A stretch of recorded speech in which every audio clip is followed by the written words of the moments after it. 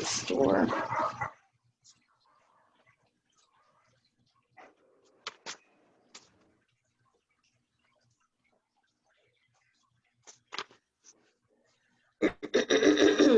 Don't want to do the whiteboard yet. I might come back to that.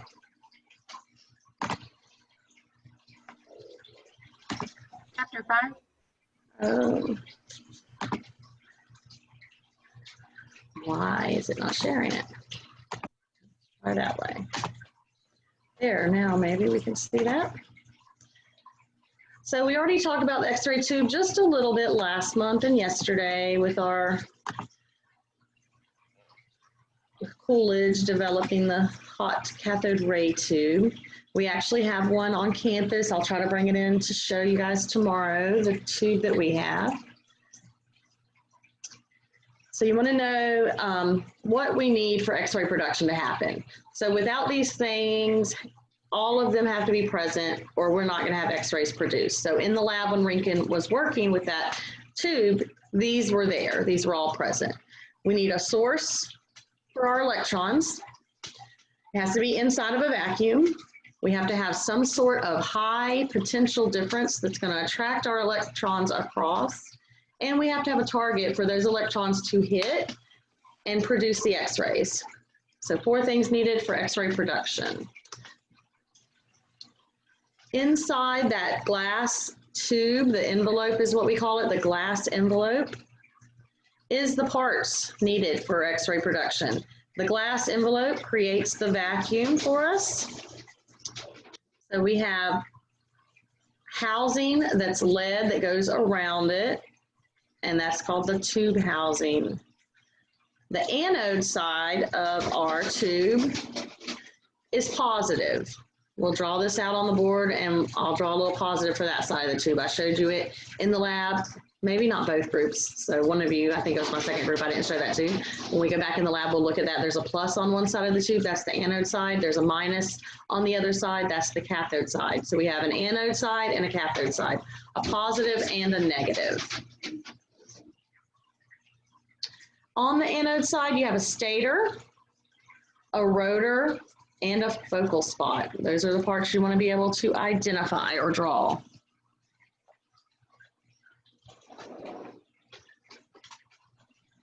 On the cathode side, you have filament and focusing cups, so not as much. These terms that we're going to go over, all of this is going to be explained in detail in a minute. We are going to learn about this thing called thermionic emission, the space charge effect, the line focus principle, and the anode heel effect. So these are some of the bold words in the chapter, the definitions, and we're going to learn what they mean. So you can Google tubes. They're going to look similar to this. They may be a little different. Drawings are all going to be a little different depending on if they flip it and put the tube with the target on one side and the filament on the other. So it depends on what picture you are looking at. Here's a somewhat of a construction drawing that is what I have used for some of these quizzes and tests. I kind of erased out the words for you to label. So around the outer part of the tube is the glass envelopes. That's what this represents. Inside the glass envelope, we have this anode that rotates. It's the positive side of the tube.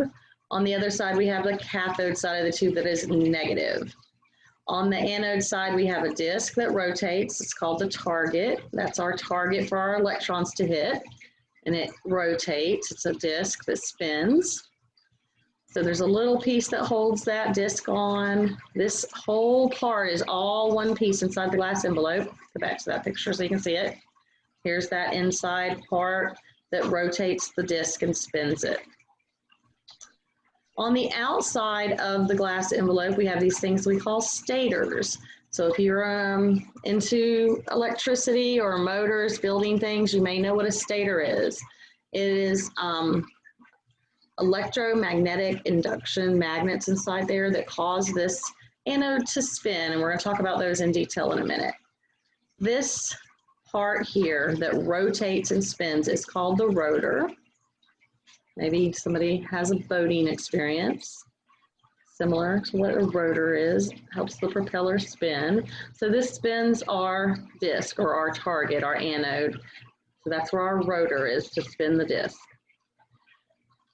On the cathode side, there's not much. There's a little wire like we have in a light bulb called a filament. And we have these little things around the outside of it called the focusing cups. And we'll talk about what they do in just a few minutes. After the filament heats up, electrons are going to be boiled off of it.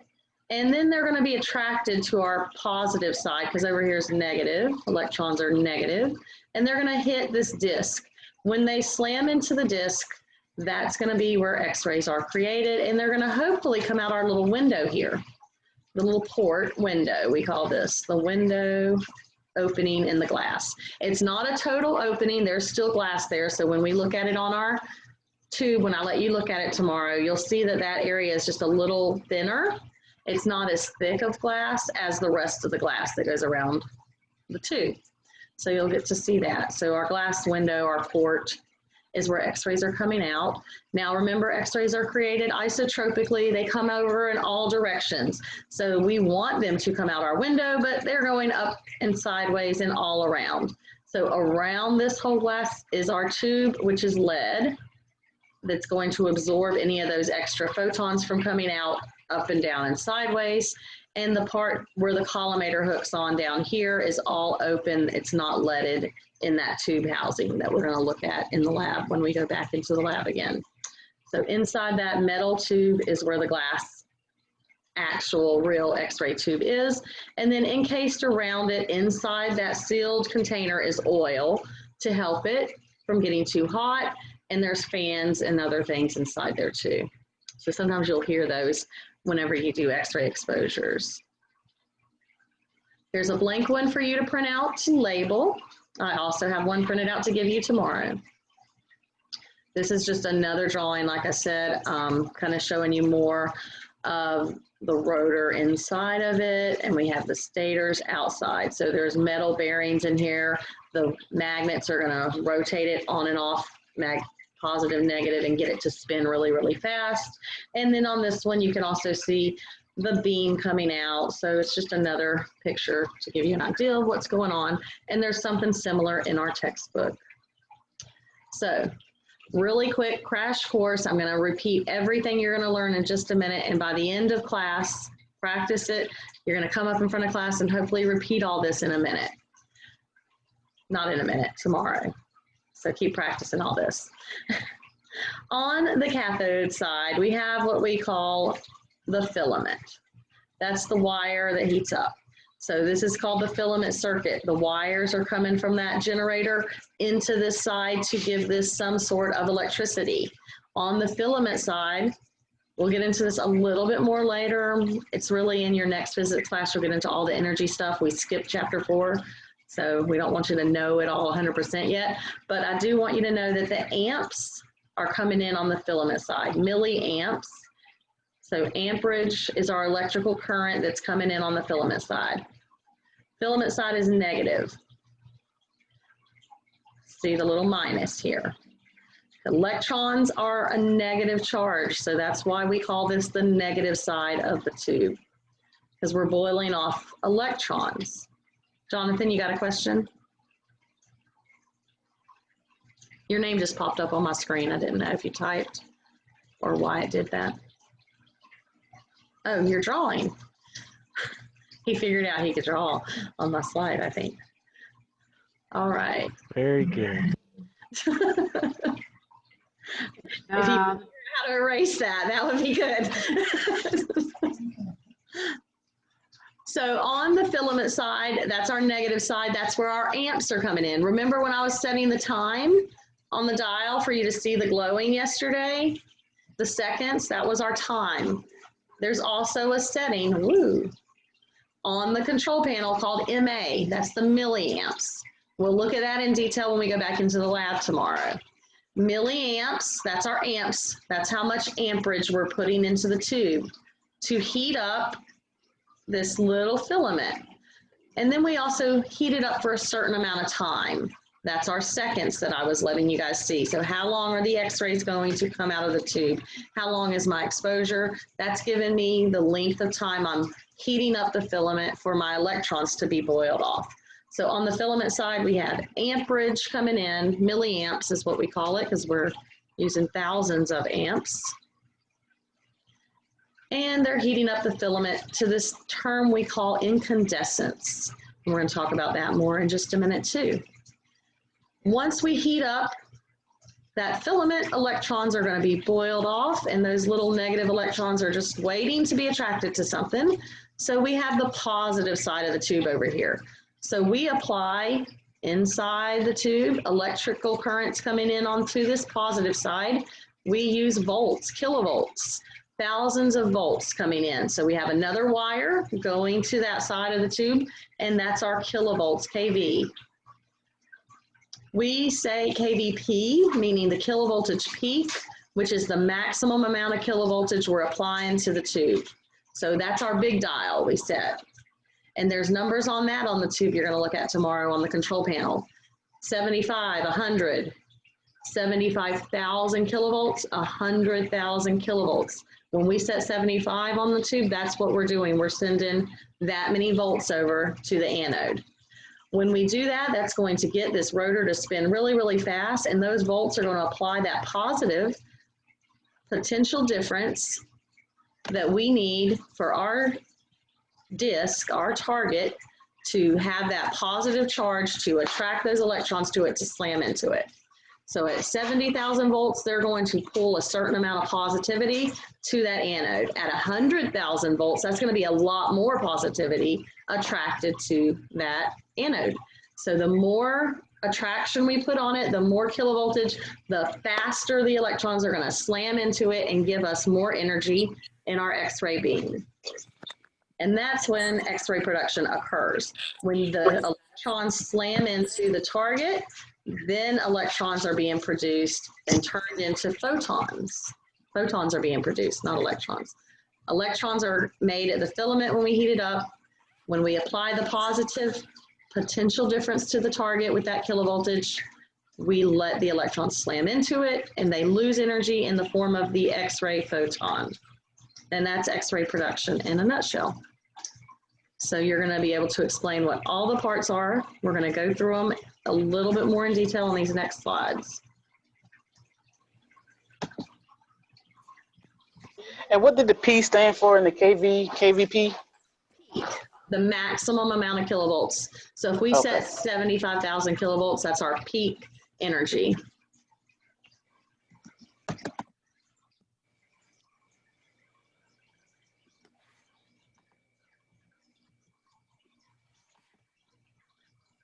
Yeah, you have to do it yourself, I guess, to get that to disappear.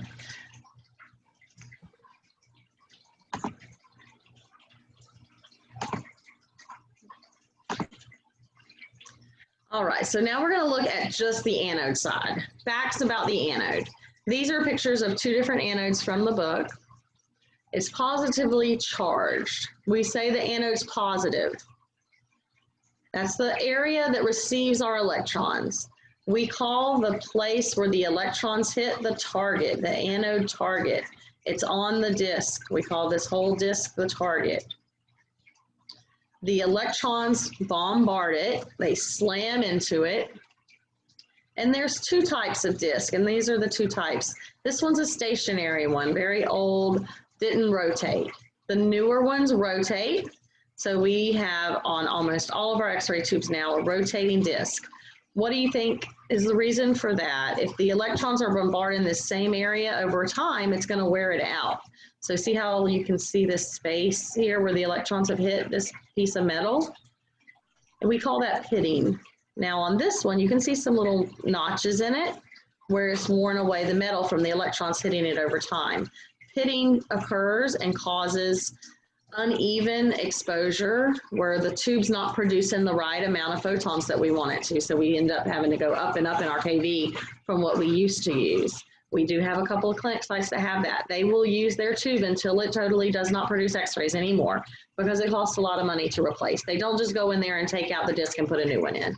You have to replace the whole tube.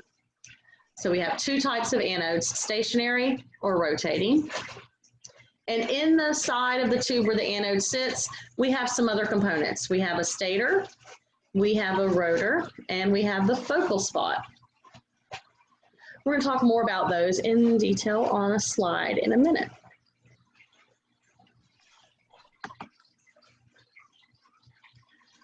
So the metal that we use inside of our anode is this metal called tungsten. Has anybody heard of that?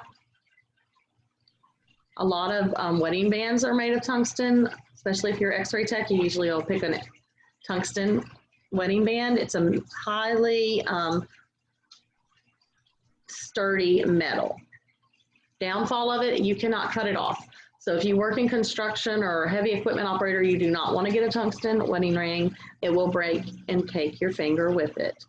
They can't cut through it. It's such a hard metal. Facts about tungsten that you want to know: it's got a very high heat disposition on it. It's high melting point of about 34,000 degrees centigrade. So we go by centigrade, we go by Fahrenheit. I think I have it on another slide, hopefully, or in the book it's got the Fahrenheit for you.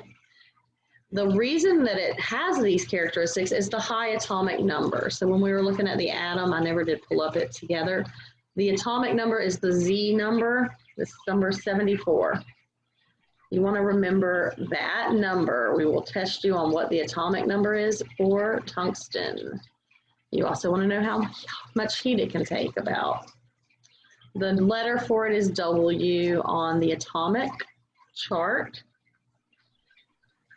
And why would we want something with high heat disposition? Because we're going to constantly be hitting it with those electrons all day long while we're taking our X-rays.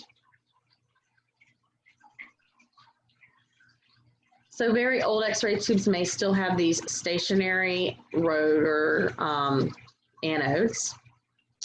It's basically tungsten in the part where the electrons are going to hit, embedded with copper in the rod part of it. So some older dental offices may still have a stationary anode. The disadvantage of it, and the reason they switched and don't use it anymore, is because of those little electrons hitting that same area all the time, causing a pit or pitting of the anode. Rotating is what we have in most of our X-ray tubes today, better for heat disposition because they're spinning while we're shooting it with those electrons, and so they're getting spread out over a bigger area. It helps with the pitting of the anode. Purpose is to spread out the heat that's being produced during X-ray production over a larger surface area.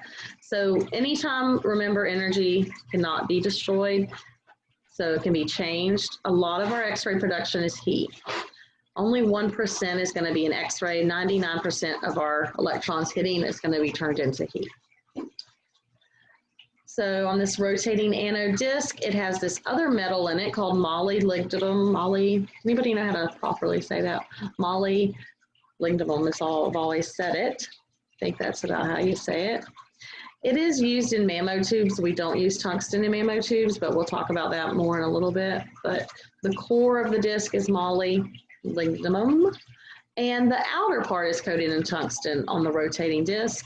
The shaft is still copper with molybdenum as the core. So when we get into X-ray production tomorrow, we'll talk about the two different types of metal and why they would use something different for a mammo tube versus our X-ray tubes. But just know that the outer part of our disc is tungsten. The inner part has other metals. And that's just to save money and the weight of it. So here's inside of it, that spinning part, the rotor, the rotating part, and the target or the disc is the anode part. This area that's getting hit the whole time it's spinning is the focal tract. We call the part where the electrons bombard the focal spot. So just that little gray line, the spot where the electrons hit on that track. We're going to look at that more in detail in a few seconds. So as that anode is spinning, it's going up to 12,000 revolutions per minute or 12,000 RPM, super, super fast. That's probably the max it could get. Most of our tubes are rotating at about 10,000. So you do want to know that number.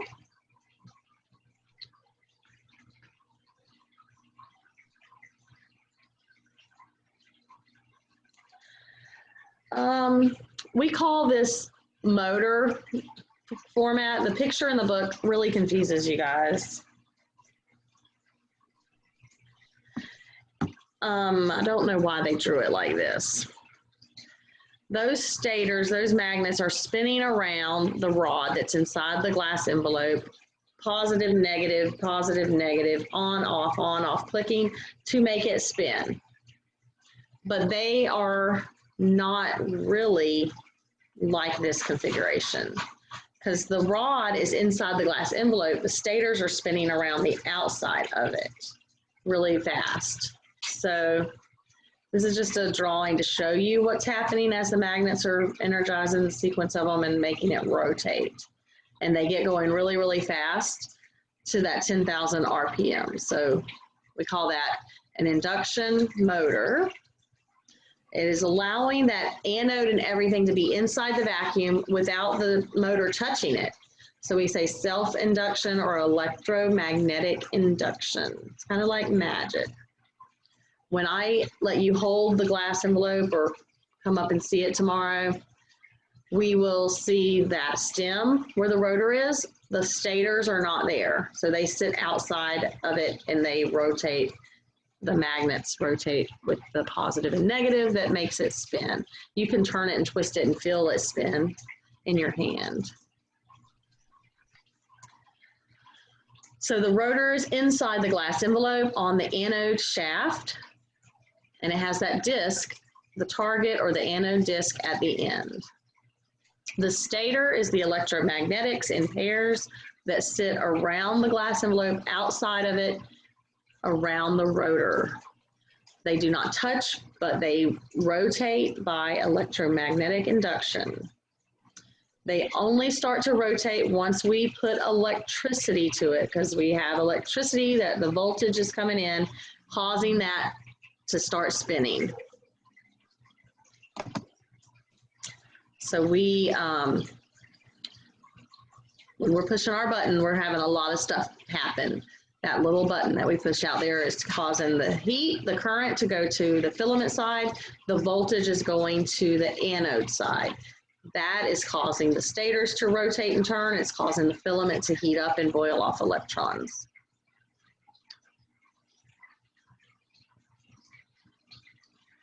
So remember, the disc itself is just the part that's on the end of that stem where the electrons are going to hit. Inside of it is a metal called molybdenum. It's used as the base or the back side of it. It has a lower thermal conductivity. It's a lighter metal. Tungsten is the target area where the electrons actually hit. It's the coating in the front. It has a high atomic number. The Z number is 74. So it's a better metal to use for our X-ray production. And copper is the shaft because it has high current for the electrons to travel through the voltage and everything to go through. We use copper in air conditioning. A lot of electricians and things like that are going to use copper wires. So the target, again, you want to know, that is the anode disc. It's got tungsten in it. This is where the stream of electrons are going to hit. This is where X-ray production occurs. Other names we can say for that area, the target has the focal point, the focal spot, the focal track, all the places where the electrons are hitting. Now we're going to move to the other side, the negative side, the cathode side. Remember, you want an A+, not a C- in class. So cathode side is the source of electrons. I got a question.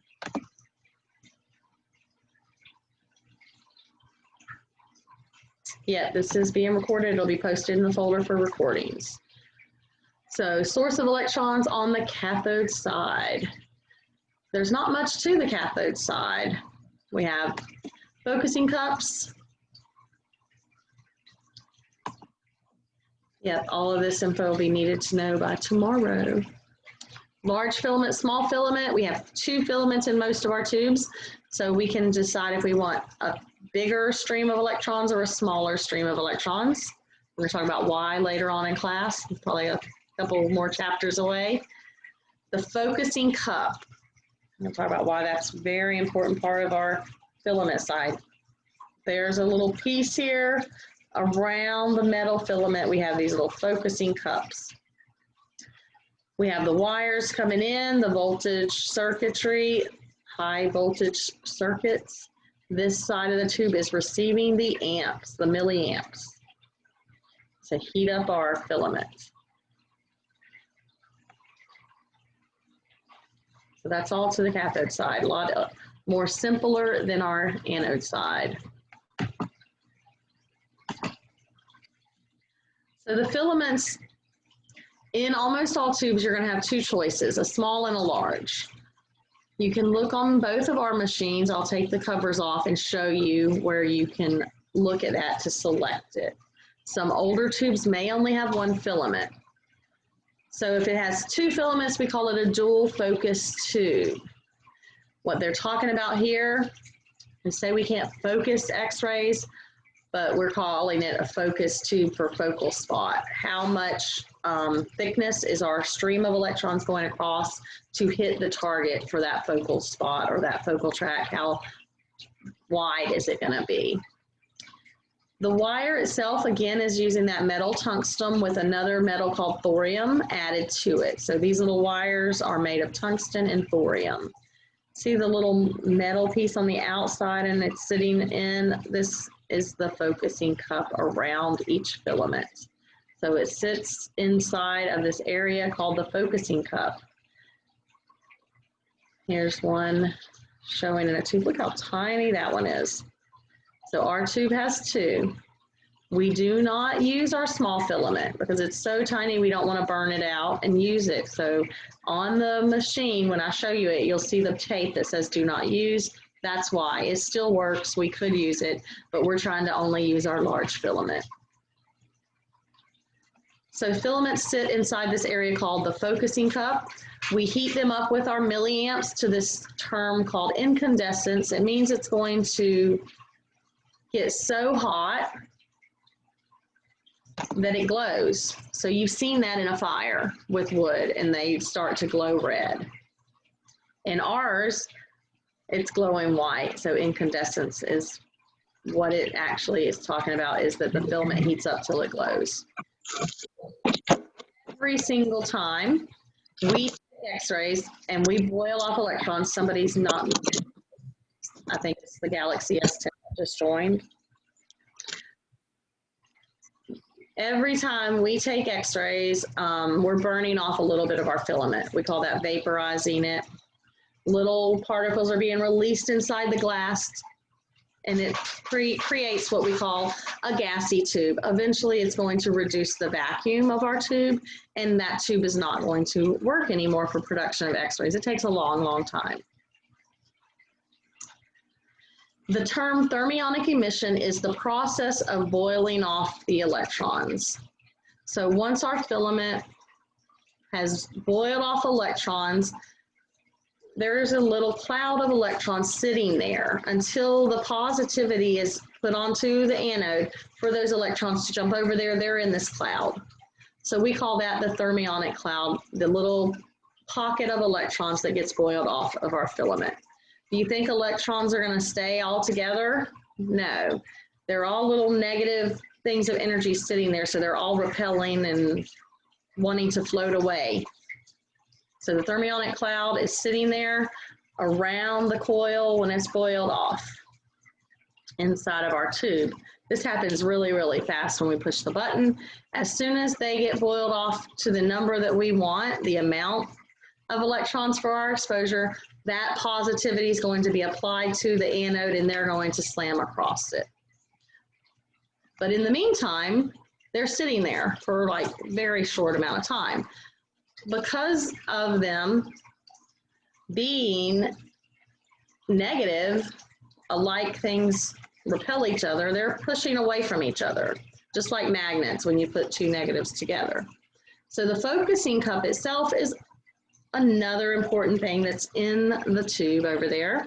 It's made of nickel. It surrounds the filament. It has a small negative charge to it because we want those electrons to keep repelling and kind of bouncing off each other and sitting in that cloud. So it kind of holds those electrons in the cloud until that positive charge to the anode happens so they can jump across.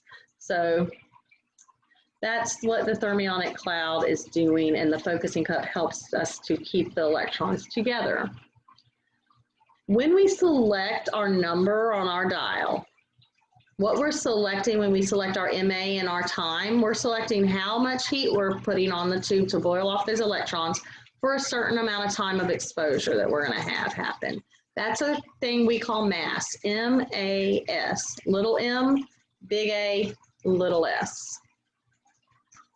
So mass is the amount or the quantity, we talked about that word a little bit yesterday, of electrons we're boiling off, which there goes over, and each electron possibly creates a photon. So it's the amount or the quantity of X-rays we produce. When the electrons have been boiled off to what we set, this is our space charge. The maximum amount of electrons have been boiled off of our filament. So we call that the space charge effect. When the cloud reached the size that we have made with our current that we put through that MA, the current coming through, it makes it difficult for any more electrons to be boiled off. So we call this the space charge effect. So no matter what, you could push the button and keep holding it, no more electrons are going to be boiled off because it's already made what we set on our control panel. The maximum amount available for us, and this number you need to know, is 1200. Have I ever used that much? No. Most of the time we use about 2 mass for a hand, and for an abdomen, something really big and thick, 80 to 100. Maybe 100 mass is the most I've used. So our maximum MA available, that's just the MA part of it, is 1200. On our dial goes 50, 100, 200. It only goes up to 250. The other part of it is the mass, is the seconds. And we'll talk about that tomorrow in class, setting up the mass. How do we calculate that? There is a little bit of math. I might talk about that today. Tungsten. We use tungsten in almost all parts of the tube, the wires, the target, and the anode, because of that high melting point. Here it is, about 3,400 Celsius, 6152 Fahrenheit. Need to know both of those. I don't know what the registry is going to ask you. High atomic number of tungsten. What's our number? Anybody remember? 74. 74. Thermoconductivity means that it has a high ability for heat disposition. It can get really, really hot without melting it. Yeah, and we want the high melting point just for the fact that it can take so much heat before. Yes. Okay. Because those electrons are coming over there, hitting it, and they produce a lot of heat. So around the outside of this glass tube is that lead-lined metal structure called the tube housing. It does a lot for us. It helps us have a stable thing for that glass tube to sit inside. It's the insulator, electrical insulator for the tube. It has the thermal cushion for the tube. We help it absorb the leakage radiation that's coming out, because we don't want X-rays coming out at us or up into the ceiling in every which direction. We only want the X-rays to come down through our patient. This is the NCR rule. And I hate that they changed it from milliroentgen, and now we're doing the SI units because it's not as easy to remember. It used to be 1 kilogram, reading off the slide, 100 milliroentgen per hour at 1 meter. Super easy to remember. I would hope they would still have that on the registry, but if they don't, because they said we're switching to SI units, now it could be measured at millicoulombs per hour at 1 kilogram, which is 0.0258. I don't know an easy way to remember that. This is how much they allow to leak out of the tube. So the state comes in and inspects our rooms once a year usually, and they have a little meter that they set out and they expose to see if there's any leakage radiation at 1 meter from it, and the allowable was 100 milliroentgens per hour. I'm pretty sure that's still what they measure. They just converted over to millicoulombs for us because we're testing it on the registry apparently by the SI units, which is millicoulombs. Very, very confusing. We just switched over a couple of years ago. So I don't know what's going to be on the registry for real. It's both there. Registry said they're switching over to SI units for everything. I'm not sure if it's really for this part too, but this is an important thing because we don't have very many NCR regulations that you have to know. This is one of them of how much tube leakage is allowed. I would hope if they have it, there's only one choice that's a decimal for the millicoulombs for you guys to choose from on a multiple choice. And the rest are going to be like whole numbers or something. So that is considered the tube housing. It's a protective housing. It doesn't let us hopefully get electrical things coming out of it. It's going to protect the tube from heat problems inside there. There's an oil bath. It's a dioelectric oil. So anybody who's worked with motors might know a little bit about that. That helps draw heat away. And it also has cooling fans in there to help with the heat. And another side note in the room, the more you guys practice in there and you turn that collimator box, the back side of that from the light bulb in there gets super hot and you'll burn your fingers. Just be careful touching it once you start practicing positioning a lot. Totally different than this heat we're talking about now, but just as a side note on heat. X-ray production produces a lot of heat. We just don't think about it because it's in that tube housing and we don't really notice it. I've never touched my X-ray tube up there and felt it get hot. So it works pretty good on keeping the heat disposition away. The metal never really feels hot. The fans and the oil do a pretty good job. Says it can become rather hot over continuous use, and we should, hopefully common sense, do not use the cables to maneuver it or move it because we don't want to cause damage to our electricity going into the tube or getting shocked or something. I have seen people pull the cables on a portable machine before, so yeah, probably not a good idea. The glass envelope, I talked about that a minute ago at the beginning. The vacuum is what it provides. So generally it's made of this glass called Pyrex. Anybody make casseroles? Pyrex glass pans that you can use to cook in because they can carry a lot of heat. So that's what our glass envelope is sometimes made out of. There is also a metal one. I always picture them as being glass though. Metal is probably more common actually because of the gassy tube happening in the glass is probably more likely to happen in a glass tube. Metal is also better for the electric, the arcing that could happen, and it extends the tube life to longer. Both types, we're not gonna really go into detail much more about them, will have a window for the X-ray photons to come out. Thankfully, the one we have is a glass one because you can see through it and look at all the insides that we're going to show you tomorrow. This one, I don't know why it's such a bad drawing of it.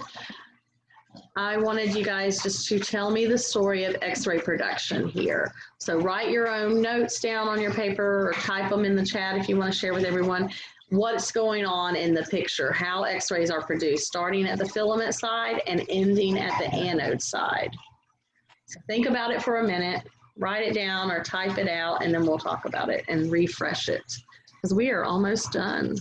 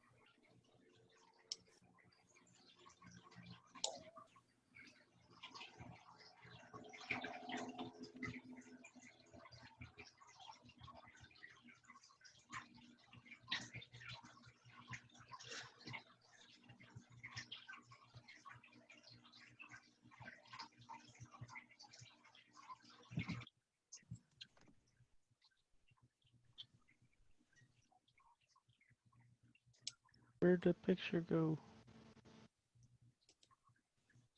Sorry, I stopped sharing screen so I could come back and look at the chat. I'll bring it back up.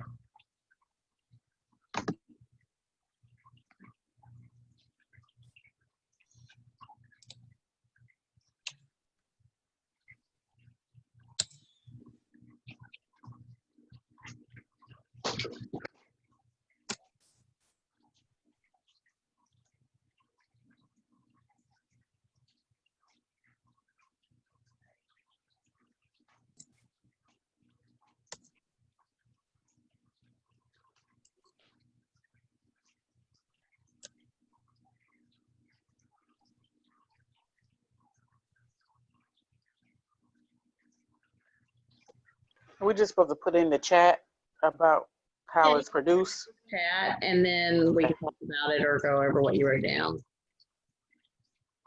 Because it only sent to you privately. I can't send it to anyone else. Yeah, that's super weird that it's doing that. I'm sorry, what are we supposed to be How do doing? you spell your last name? E for Edward. Talking about what's going on in X-ray production from What was the that? side all the way to where the electrons slam into the anode. How X-rays are produced.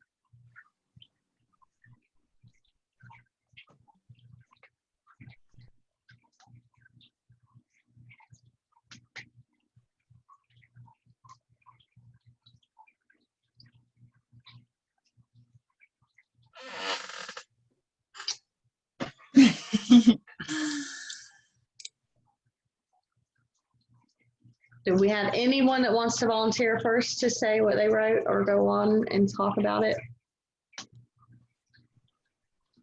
I messaged you mine. I see it. It looks pretty good.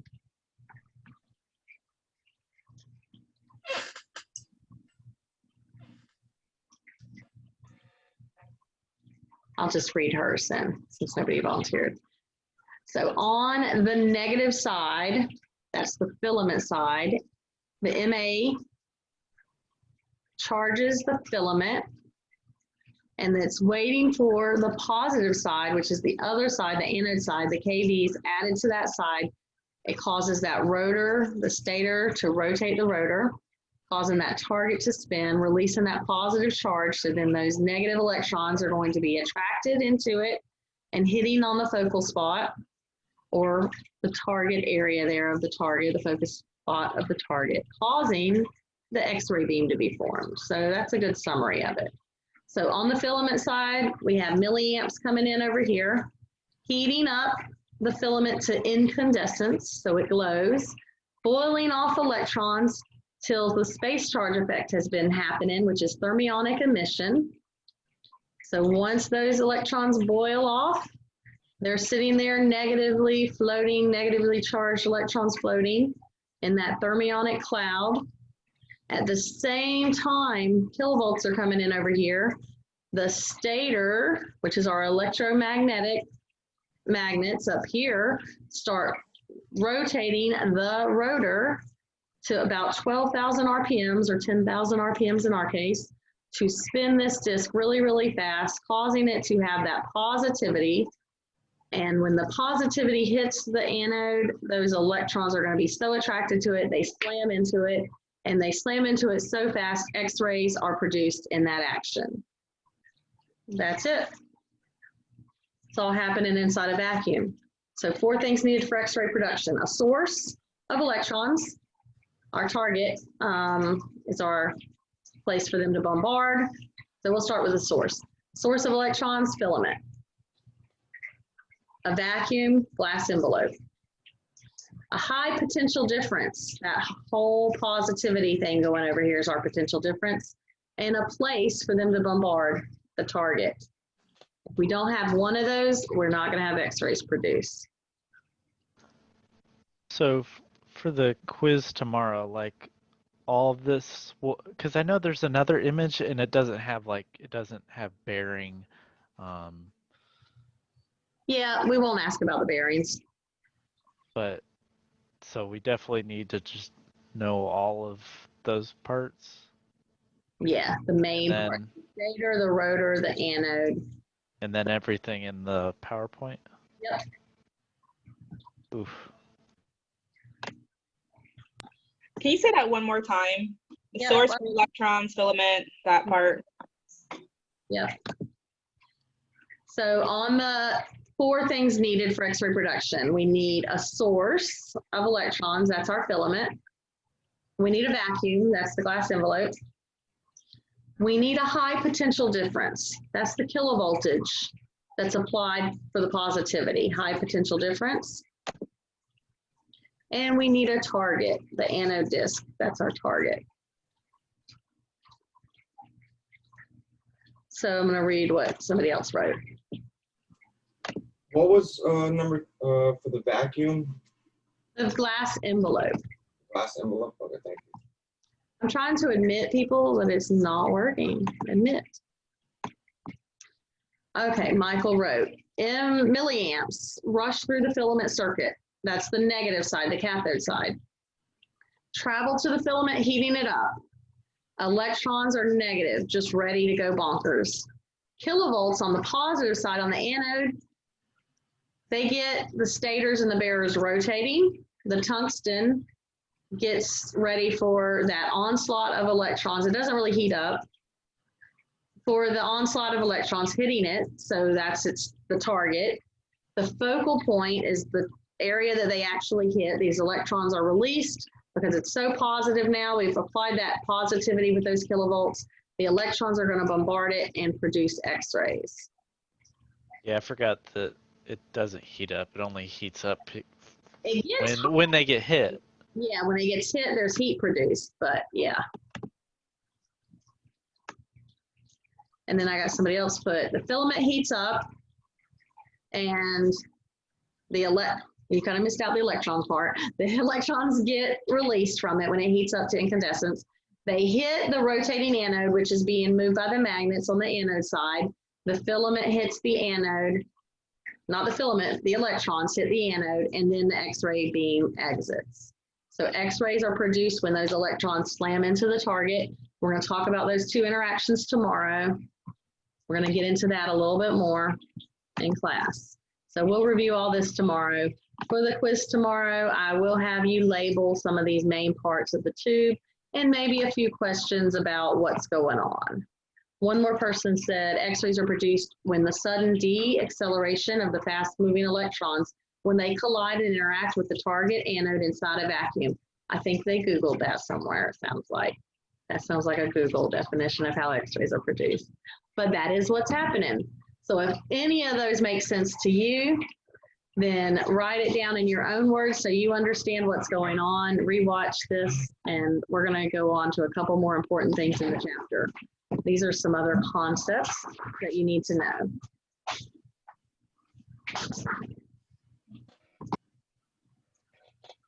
This one is called the line focus principle. Now your minds are blown from that, and I'm going into this. The line focus principle is something that came out because when the anode was just a flat disk and straight, and electrons hit it and come out, most of them were going this way by the way the beam diverges, and only some were coming down through the window. So they decided to angle the anode and put a slant to it. So when the electrons hit it, now they're diverging more downward. So if that makes sense, then a line focus principle will be a little bit easier to understand. I used to have 2 pencils with strings on them, but I like to think of it as an art easel. Anybody seen those? The way the legs flip out and stand the easel up or arch out. So when we do this, I'm going to try to draw it in a minute. The angle. Have Jonathan draw it. Yeah. The angle makes a big difference and how steep they make the angle. So the line focus principle is a principle you need to understand. It says she's joining. I keep trying to admit someone. So by angling the face of the anode target, it's going to give us an actual focal spot and an effective focal spot. The actual focal spot is an area that the electrons hit on the target. The effective focal spot is the area where the X-ray beam is super straight, up and down, coming through the window. After that, the beam diverges out. So we like to say, think about when you shine a flashlight on puppets on the wall or your hand in shadow, and if the light's super close and straight, the shape looks right. But if you start to lean or angle, the shape gets a little distorted. That's what happens in X-ray when X-rays are not coming through straight. So the beam, as it's diverging, is coming through our body and our part at a little bit of an angle. So the more we can get the beam straight up and down coming through the part, the better our image is going to be. It's not going to be as distorted. It happens so minimal, it's hard to see with the naked eye, but it does happen. So we want our center part, the effective part, the most straight up and down. So I'm going to draw it out because it makes more sense drawing it. We want the actual focal spot and the effective focal spot to be as best as we can, because after that it starts diverging out. So the larger actual focal spot is where they're hitting on the target. The effective focal spot is where they're coming down out of the window.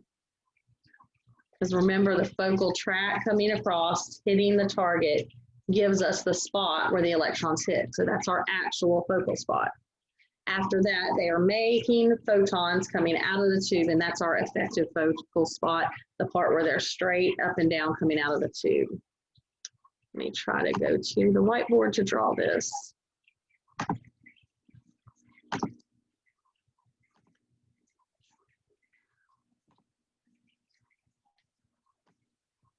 All right, so there's my disc and my filament and my electron stream coming across.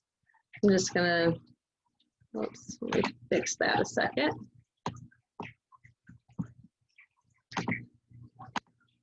The electron stream is gonna be as wide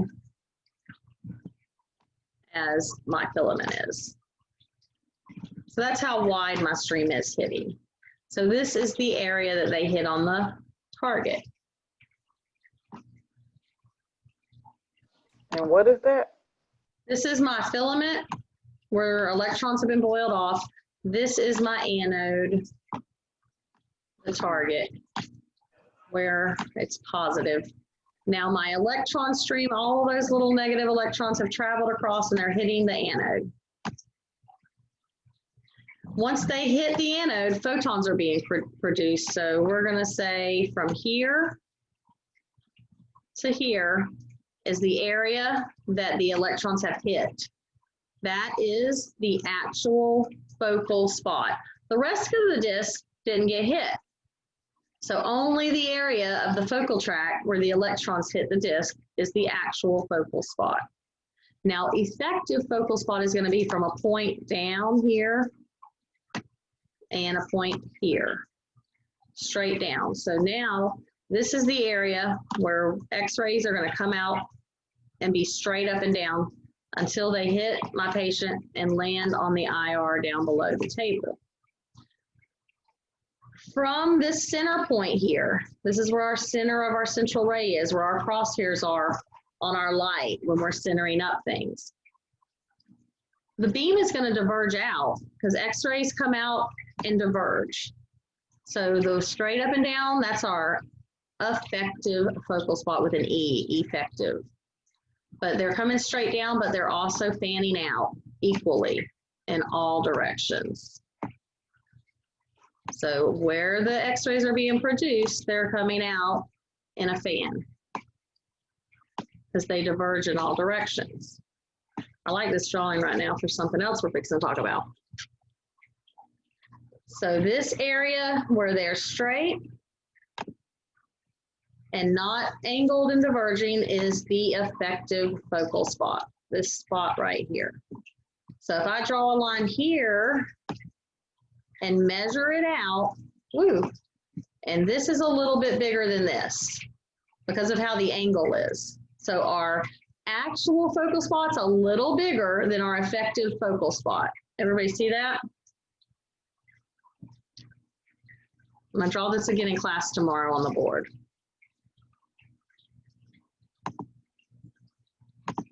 So the line focus principle is a principle that says when we angle the target, the actual focal spot's larger because the area that is hitting on the disc is going to be a bigger area for heat disposition.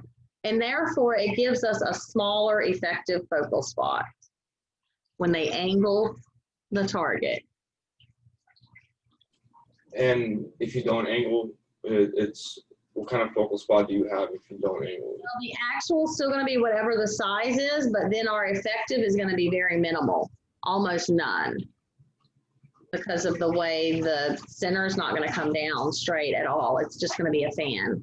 So at 90 degrees, you barely have any focal point, but at like 45 degrees, you have a focal point, correct? Yep. Correct. So the more we angle, the smaller the effective focal spot is going to be one way or the other. Yeah. Let's see what page this is on in the book, because they actually have a drawing of it too.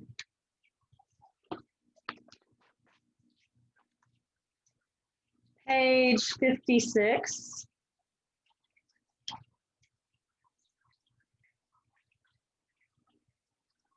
And it has the pink line where the stream's coming across, and they measured out the actual focal spot, and then the straight down where they measured out the effective focal spot.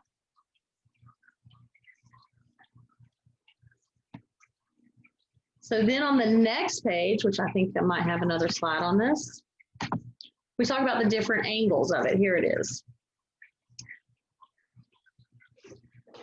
If we have an anode with about a 24-degree angle or an anode with a 12-degree angle, so 24 degrees from here, from start, and they go down about 24 on the little scale, you're going to have a different size actual focal spot and a larger effective focal spot. But then when we go to 12, we don't move as much down. We're going to have a very smaller effective focal spot with a 12-degree anode angle. So the angle matters. Different anodes made by different people are going to have a different angle. Somewhere in our book, and I might have it on the next slide, it tells us approximately what our angles are. It's on page 57. They range from 7 to 18 degrees, with the most common being 12. And I don't know if that's dependent on the textbook or the author of the book, but just so you know. There it is again. So we do not want it to be so small, because that effective focal spot is what's really determining how quality our part picture comes out, how the size and shape of it is going to be more true. And that's going to be a whole nother lesson with beam divergence and X-ray production in another chapter. But for now, we want to have the best ability we can. And the smaller, the more we lean, we're not going to have beam divergence to be able to cover our whole film if our tube angle gets too much. So that's why there's a range that they use.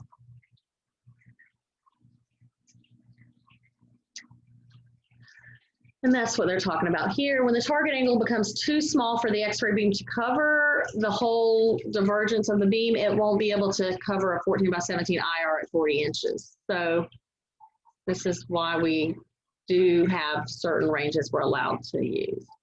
So filament size and focal spot size is going to play a role too, because how we choose our small filament or our large filament is going to tell us how big our stream is coming across, whether they're really tight together or they're spread out more. And you might want to know, why would that matter? That's a whole nother lesson on another day. So with the line focus principle comes one other thing that my little drawing I liked showed, and I don't know if I go back to that whiteboard, will it still be there? But it's called the anode heel effect. So the line focus principle helps us with heating up a bigger area on our focal spot, but it gave us this problem called the anode heel effect. Angle in the anode, if you can remember back to my picture, I'm gonna try to go back to it in a minute. I'll have to redraw it maybe. causes the intensity, and remember intensity is the number of photons. Intensity is the number of photons.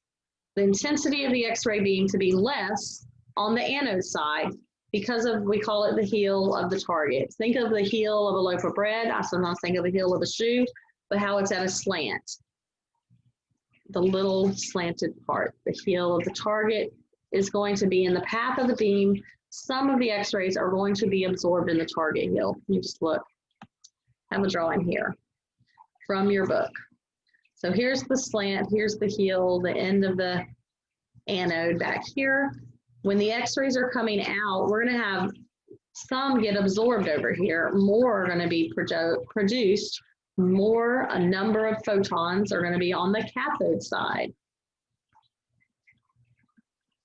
I used to have a picture of a big fat cat. I took it out, I guess.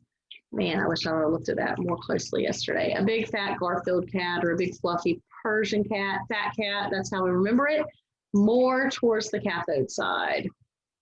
Anode heel effect is just a phenomenon that happens from an angled target that causes some of our X-rays to be absorbed in the actual metal and more X-rays about percentage-wise are going to be on the cathode side. So if we have 100 here, 105, 110, 120 X-rays over here, then if we go this way, we're gonna have 90, 80, 75 X-ray percent of our beam over here.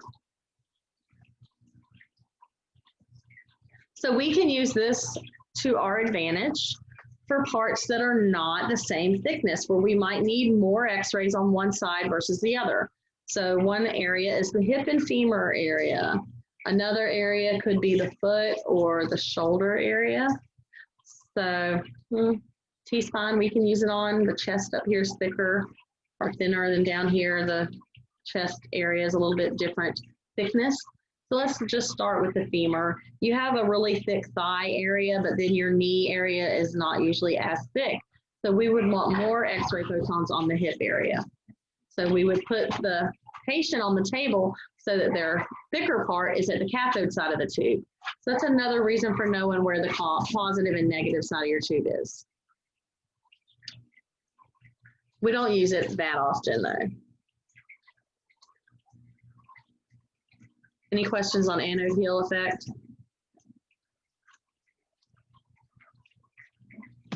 Just gonna go back and see if my drawing's there. This picture shows it pretty good, but it actually happened on accident when I drew the picture a minute ago. See what happened from the middle? I only had 2 little line spaces here, but I had like 4 over here. Kind of showed the anode heel effect in it, didn't even realize it. That's only because it gets caught by the metal? Yeah. Have enough room to scatter? Yeah, scatter hasn't even happened yet. Yep. Scatter happens in the patient. So these are just being produced, and just by the angle of the target, that's a phenomenon that has happened, that we have more X-rays produced towards the cathode side of the tube. I had like 1, 2, 3, 4 lines here. I only had 2 lines on this side. But those are scatter within the glass. They're I just not, meant like, they're diverging. The beam diverges out in a fan. Oh, once it leaves the tube.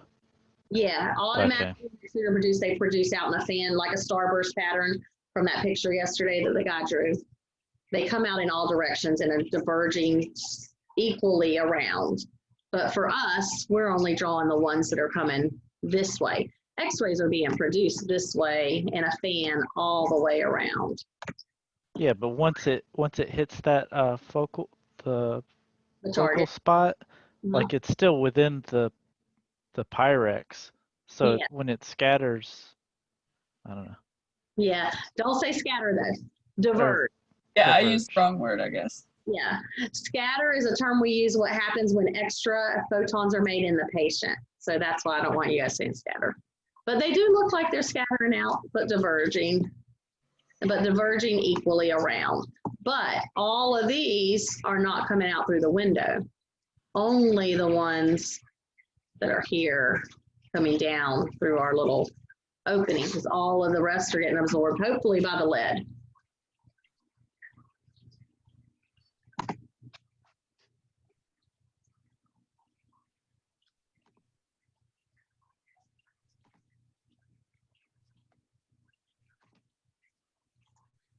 This is hard. Hard stuff, I know, we're getting in deep. So I want to share my PowerPoint. Go away. I feel like I need a tutoring session already. Stuck on the whiteboard too. Straight part coming from the target. What was your question, Jessica? Oh, I don't have any questions on this. It was more of like the ones before, like learning the big stuff. So anode hill effect, important things to remember is it happens because the target's angled. More photons are going to be on the cathode side. So we remember it by fat cat. More X-ray production on the cathode side, less on the anode side. They're actually being absorbed by this metal of the tungsten, the heel of the anode. So that's why they call it the anode heel effect.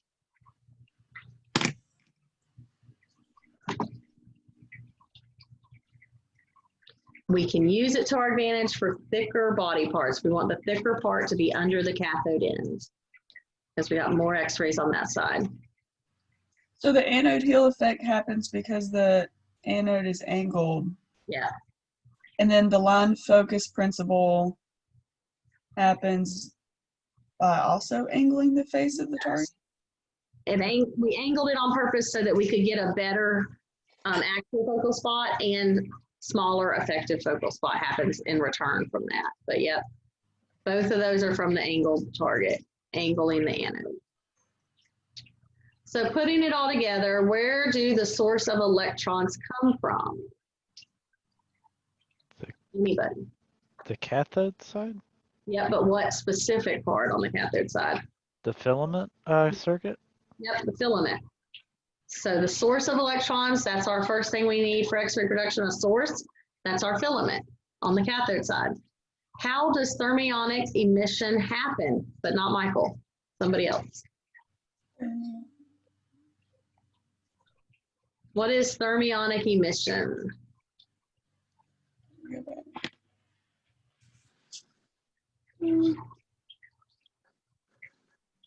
What does thermionic mean? What do you think? Thermionic. Heat.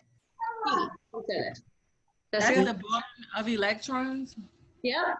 So thermionic emission happens when we boil off electrons by heat. We're emitting electrons by heat.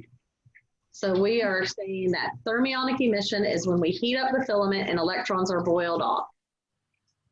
Are the milliamperes the ones that are heating it, or?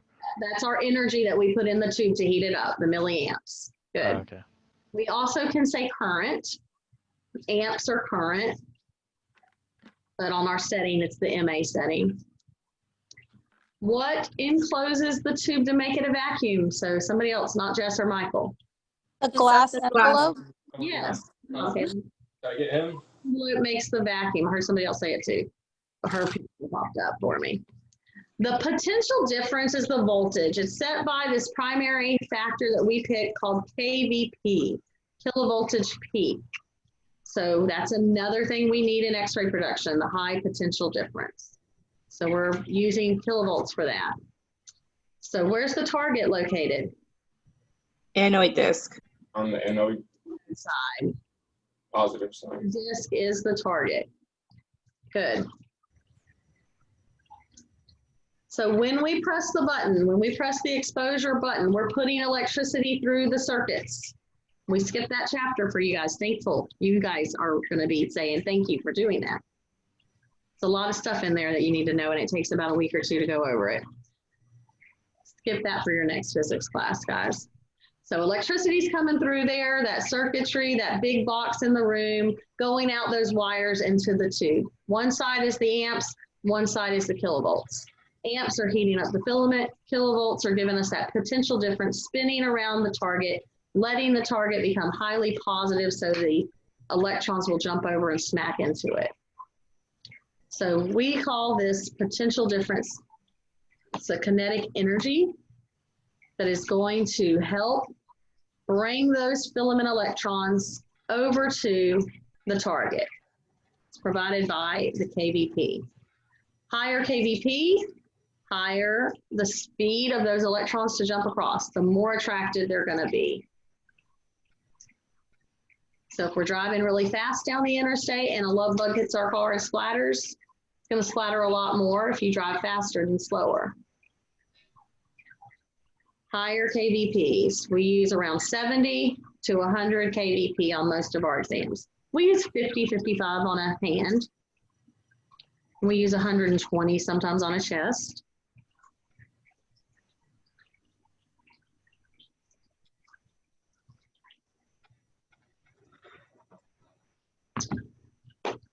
So quantity, the number or the amount, the quantity of electrons that we have boiled off at the filament is going to be determined by our MA that we pick. It also has seconds in there. I should have had S added there for how long and how much heat we're putting. The place for the bombardment is the target. Yeah. So for the quantity, it's MAS, not just MA. Yes. S is included.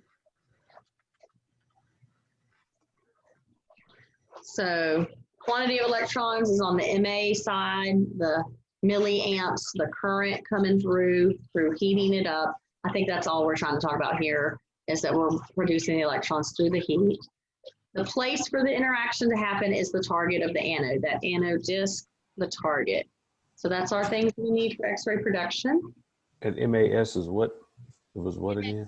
In seconds. The S is the time. Okay. Long.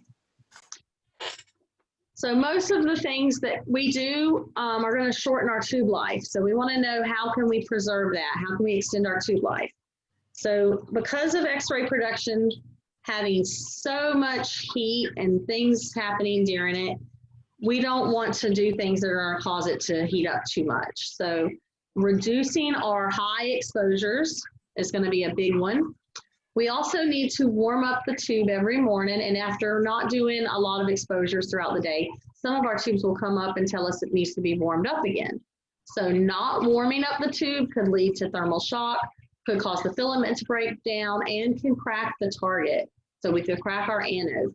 So just like if you ever lived anywhere where your window ices over when it's really cold outside and you pour hot water on it, it could crack it. I don't know. Some people pour water on their windows when they ice over, and some people say don't do that because it could crack the windshield.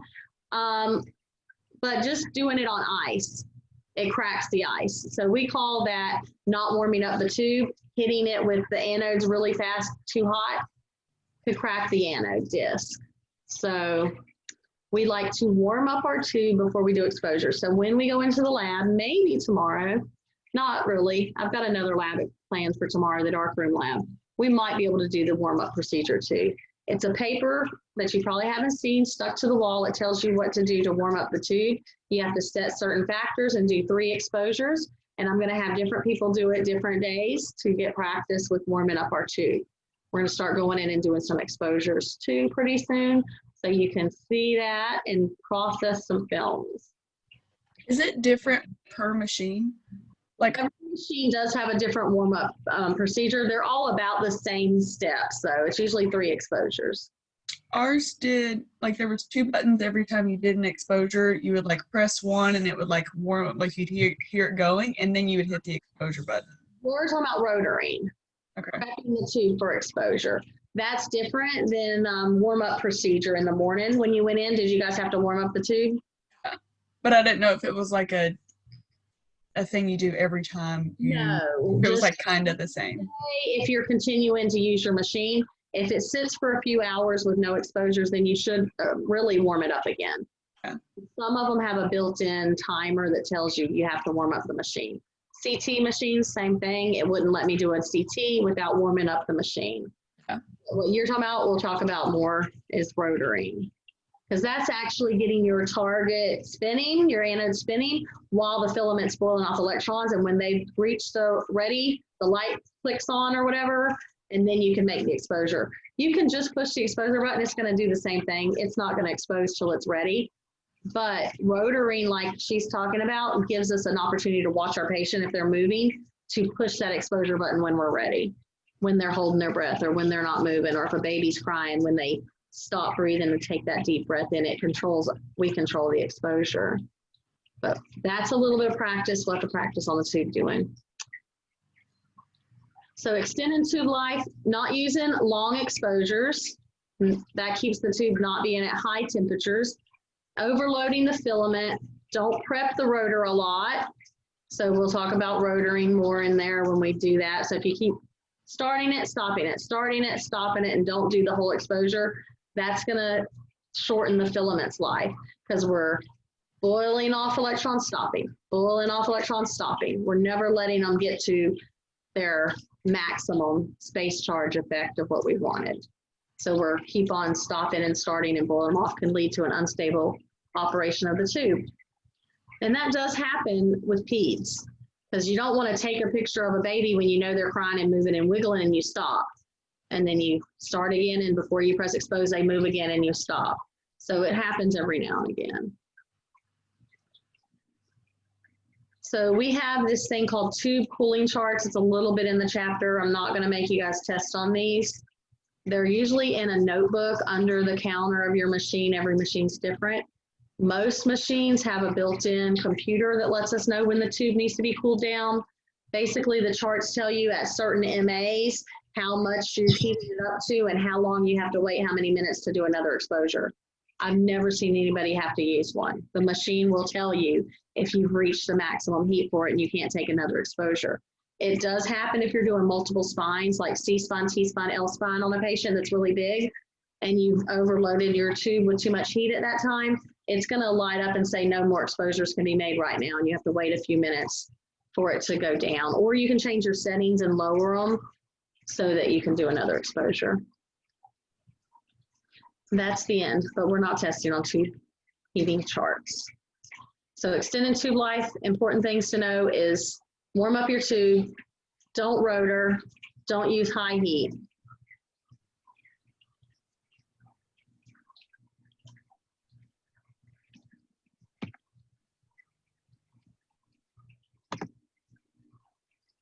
Most of what tomorrow's quiz is on the tube, the part of the tube.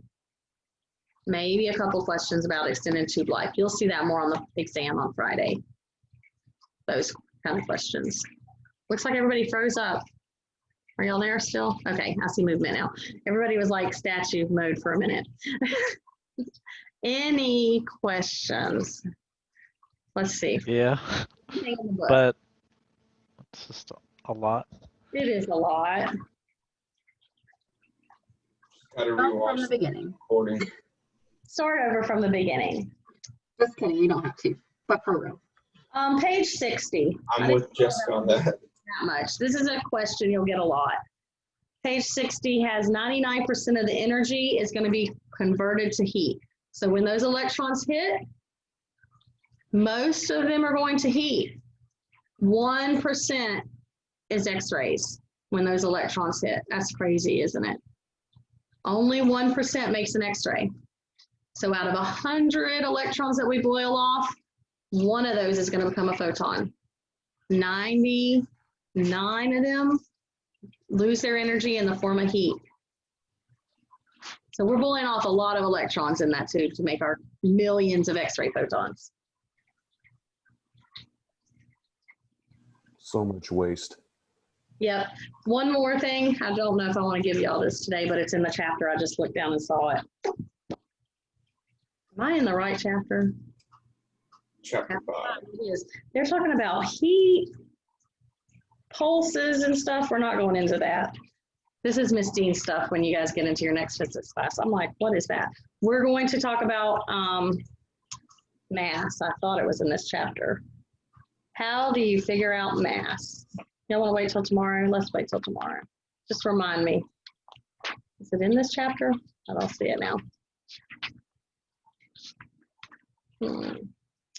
So I told you MAS, milliamps and time. Let's talk about heat units and how to find out heat units. You don't need to know that. Okay, so mass is not in here, so we won't do it yet. I'll save you guys the math on that. We'll wait another day, I hope, maybe. So MA side of the tube is positive, I was negative, the milliamps is the negative side of the tube, the KVP side is the positive side. Negative side is cathode, positive side is anode. The anode's where our target is, where the electrons hit. The cathode side is our filament, where electrons are boiled off. Can you say the beginning part? The KVP is the positive side, right? Yep. And the MAS is the negative side for the cathode. Mhm. Okay, thank you. Yeah. Straight part coming from the target is just the stem of the target stem that holds the anode on. Not going to ask you about that one too much. The rotor is the part that rotates, that's inside the glass. The stators are the magnets on the outside of the glass that make it spin by electromagnetic induction. So kilovolts are being applied to that, making them rotate and spin, giving that the electricity for the magnets to spin. They're spinning the rotor, not touching it, but making it spin and rotate. There is bearings in there that help them rotate faster to get it up to that 10,000 RPMs. Not that important on us to know that right now, really. The disc itself is tungsten, high heat capacity, 74 is our magic number for tungsten's Z number.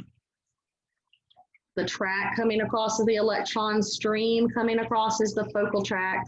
They're going to hit the target, which is the focal spot. Big filament, small filament. Are we going to have a small track or a bigger track coming across? We'll talk about why that's important later. Everything's happening in a vacuum. Glass envelope provides the vacuum. Outside of that is the lead of the tube housing. Inside the tube housing, fans and oil to get rid of that heat that's being produced by all those electrons. So Wait, where's the heat, the oil and the heat? kind of coating around the glass envelope Oh, inside the okay. tube housing. Gotcha. Yep. So amps get applied, filament heats up to incandescence, boils off electrons, thermionic emissions happening. Once they reach the little thermionic cloud is formed to the setting that we pick, that's the space charge effect. They're sitting there inside the focusing cups, which are negative, waiting for that anode to attract them over. Positivity is applied like that really fast to the anode. They jump across when we push our button. We make the electrons hit the anode really fast, bombarded, causing the photons to be coming out. Only 1% are photons, 99% are heat. That's it, in a nutshell. With that happening, the anode's angled. That's the line focus principle, and it also creates that anode hill effect.